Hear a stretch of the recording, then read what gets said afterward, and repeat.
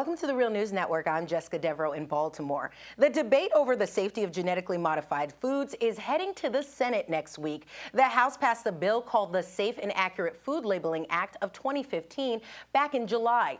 On the surface, it sounds like it protects consumers' rights to know what's in their food, but critics say it does the opposite. Now joining us to better understand the SAFE Act is Timothy Weiss. He directs the Policy Research Program at the Global Development and Environment Institute at Tufts University. Thanks for joining us, Tim. Great to be here, Jessica. So, Tim, you've written that the SAFE Act is truly the labeling law to end all labeling laws. What do you mean by that?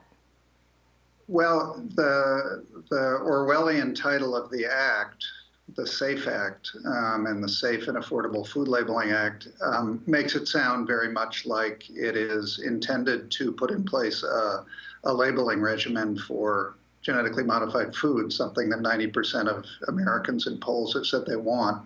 But in fact, what it does is it takes the regulatory authority out of the hands of the FDA. It makes state-level labeling initiatives, like we've seen in Vermont and other states, illegal.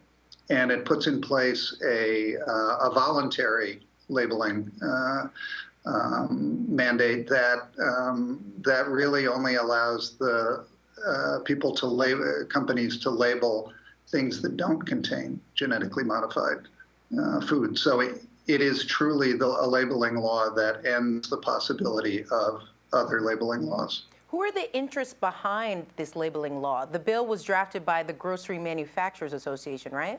Right. I mean, obviously, the biotech industry is very much a part of this, but so too the big agri-food industries have invested heavily in the campaigns to stop state-level genetically modified food labeling laws and the efforts here to undo what consumers are trying to get done at the state level. But on the contrary, Tim, I'm going to just present the counterpoint. Those supporting the bill say that the public is grossly misinformed on the issue. The Pew Institute poll indicated that 88% of scientists think GM foods are safe, while just 37% of the public think so. So is there some sort of GMO safety denial going on here? No, I think what's going on is a very concerted campaign by the biotech industry and their backers to declare the debate over, to essentially say that there's a scientific consensus that GMOs are safe, and we should just stop talking about it. We should stop debating it. That all the campaigners crying about frankenfoods are misleading the public, and that's why they are so skeptical of GMOs. I mean, in fact, I think the Pew Poll shows precisely the gap between scientists who believe in new scientific technologies, and it's not surprising that they would, and a skeptical public that is drawing on its own very deep experience with corporations that misrepresent the safety of their products and a federal regulatory system that fails to protect consumers when manufacturers misrepresent their products. We only need to think about the tobacco industry to recognize that the federal government was lax in regulating tobacco. The tobacco companies lied about and misrepresented the safety of their products, and they turned out not to be safe. Yeah, and right now, what we do know about GMO safety is also sort of a debate in the science world. Although, like I said, 88% of scientists do think that they're safe, but there is some debate because the WHO, the World Health Organization, concluded that glyphosate, the herbicide in Monsanto's Roundup weed killer, is probably carcinogenic to humans. And critics will say that this doesn't point out that GMOs are unsafe, but just that the herbicide is. So, Tim, what is your response to that, and what can we say for certain about the safety of GMOs based on the science? Well, what you can say for certain is that the science is still unsettled on the question. There are studies that show some GMOs to not cause health problems for animals.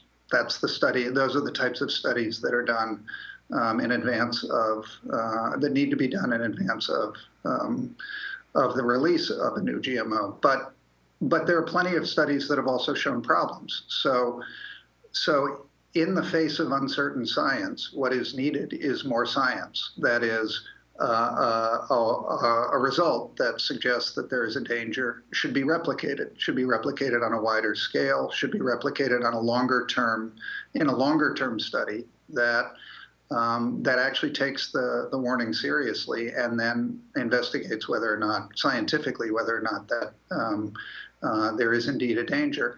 That's what doesn't happen now. Right now, the federal government of the United States does not do the same level of safety test, pre-release safety testing of GMOs that's done in Europe and most of the rest of the world, that's recommended by by international agencies.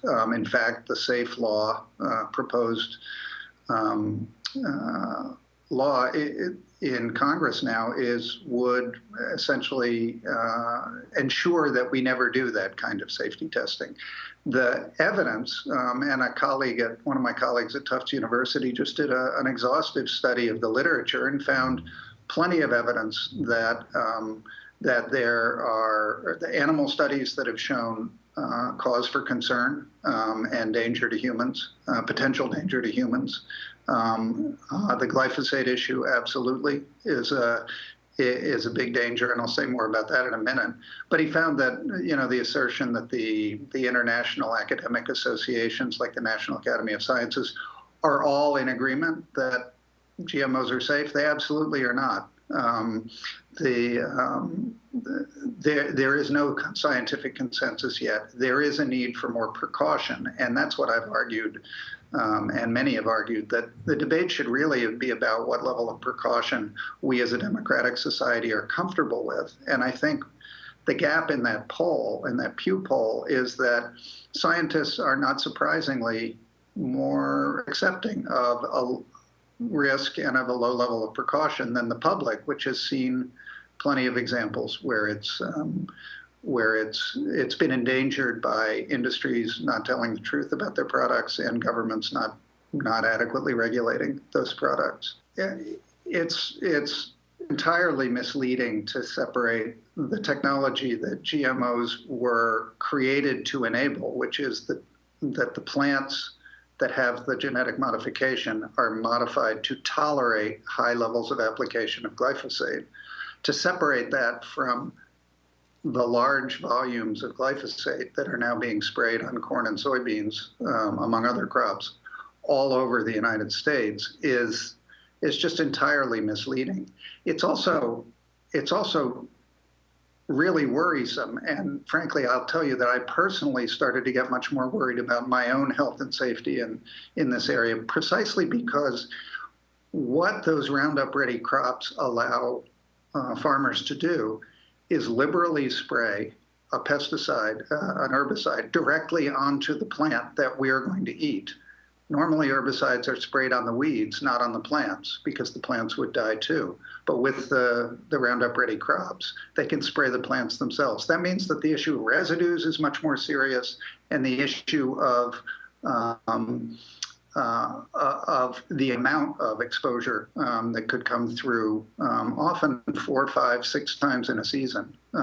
These crops are sprayed often just before harvest because they want to eliminate all the weeds, so they're not harvesting any weeds. It makes the harvesting easier. So the finding that this is a probable human carcinogen is very, very worrisome, and it's entirely related.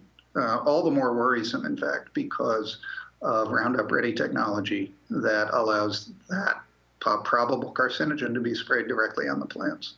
Well, we're going to keep an eye on this SAFE Act that's supposed to be coming up next week in the Senate. And Tim, we should mention that there was bipartisan support on this bill as well. So Tim, we'd love to have you back on just to follow this issue. Thank you so much for being with us. It's a pleasure. Thank you. And thank you for joining us on the Real News Network.